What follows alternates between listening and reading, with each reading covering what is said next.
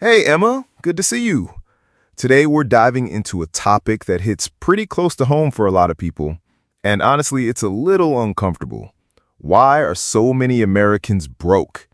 And more importantly, what are the big mistakes people keep making that keep them broke? Yeah, I love that we're talking about this because, when people hear broke, they think it's just bad luck or that the person is lazy. But the truth is way more complicated. There are patterns, habits, and even psychological traps that keep millions living paycheck to paycheck. Exactly. And it's not a fringe issue.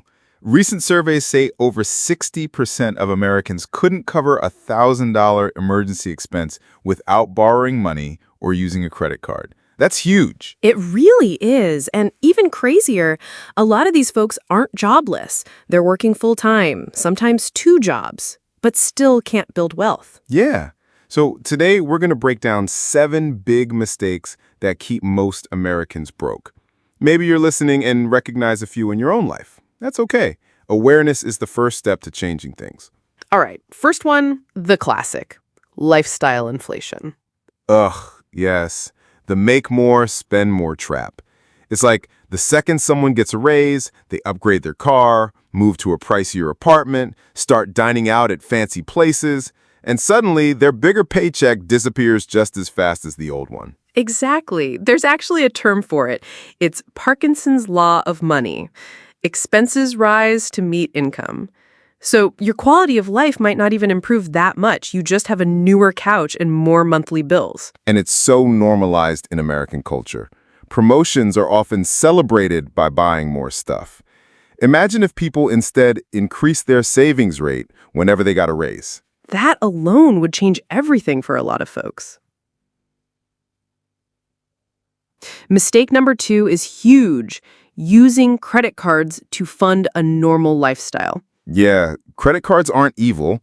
They can be tools if used responsibly, but so many Americans treat their credit limit like free money. Totally. I read that the average American household carries about $6,000 in credit card debt, and with interest rates above 20% in many cases, that's brutal. It means if you only pay the minimum, you're basically stuck in a hamster wheel. You'll pay thousands more for that $6,000 than you ever borrowed. Yep, and it's scary how many people use cards just to cover groceries or utilities because their budget is so tight. All right, mistake number 3 might sound obvious, but it's shocking how common it is. People have no idea where their money goes. Yes, ask someone how much they spent on takeout last month. Most can't answer, or streaming subscriptions or random Amazon purchases. When I first started tracking every dollar, I was horrified. Like, how did I spend $300 on coffee shops this month? Small leaks sink big ships. Exactly. And there are so many great apps now, Mint, YNAB, even basic spreadsheets to get a group on your spending. Most people don't have a spending problem. They have a blind spot problem. Number 4, overbuying a house.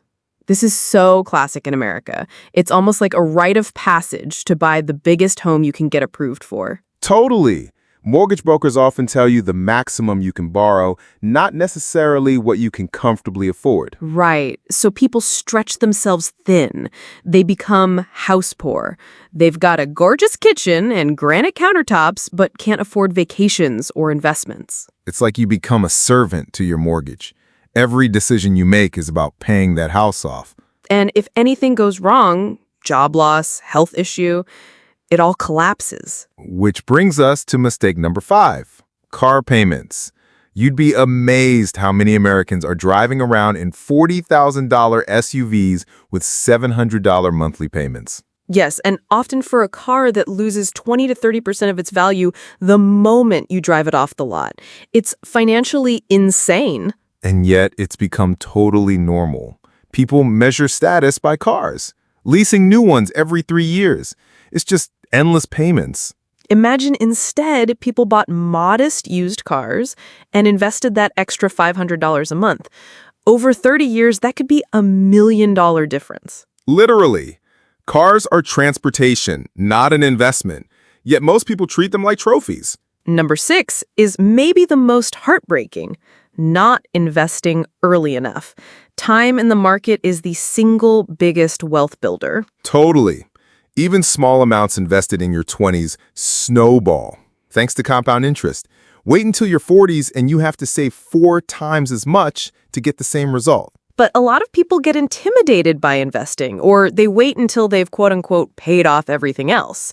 Meanwhile, inflation is eating their savings alive. Yeah, the average savings account earns like 0.3%, while inflation is 3 to 8%, so your money is literally losing value. Investing doesn't have to be complicated. Even a simple index fund strategy beats doing nothing. And finally, mistake number 7, having a fixed or toxic money mindset. Yeah, this is deeper than just spending habits. It's beliefs like, I'll always be broke, or rich people are greedy, or I'm bad with money. Exactly. If you think money is evil or you'll never get ahead, your subconscious will prove you right. You'll sabotage yourself. It's crazy how powerful mindset is. Even switching from I can't afford that to how can I afford that changes your brain. You start looking for solutions. Money is emotional. Most people need to heal their relationship with it before they can truly build wealth. So, John, looking at all this, lifestyle creep, credit misuse, overspending on houses and cars, waiting too long to invest, plus that limiting mindset, it's no wonder so many Americans are living paycheck to paycheck. Yeah, but the good news is these are all fixable. If you're listening and you see yourself in any of these mistakes, you can start changing today. Track your spending, build an emergency fund, start investing small. Challenge your beliefs. Absolutely.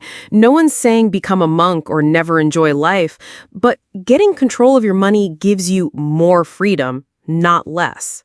And honestly, that's what we all want. More options, more security, more peace. So, if this episode helped you, please share it with a friend who might need a financial wake-up call. And drop us a message. We'd love to hear your story. Thanks for hanging out with us.